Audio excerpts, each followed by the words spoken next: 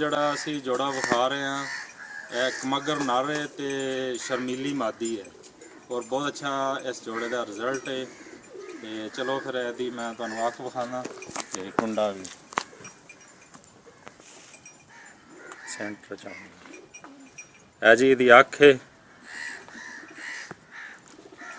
दे पंजे ने सेंटर दा कुंडा है जी। ये ब्रीडर जोड़ा है जी, माशाल्लाह बहुत अच्छा पार है।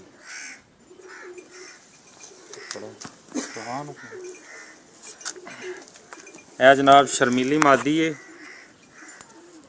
जूम करके दिखाओ जी।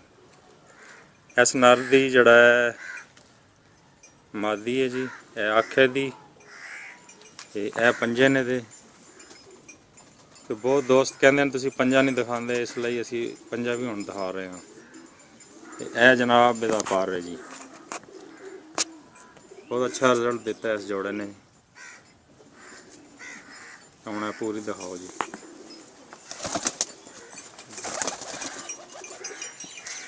सही यार करीब जूम कर लो,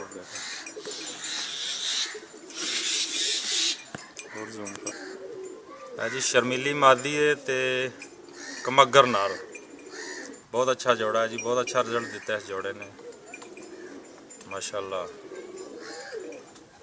मैनू उम्मीद है तुहानू पसंद आउणगे। बस ठीक।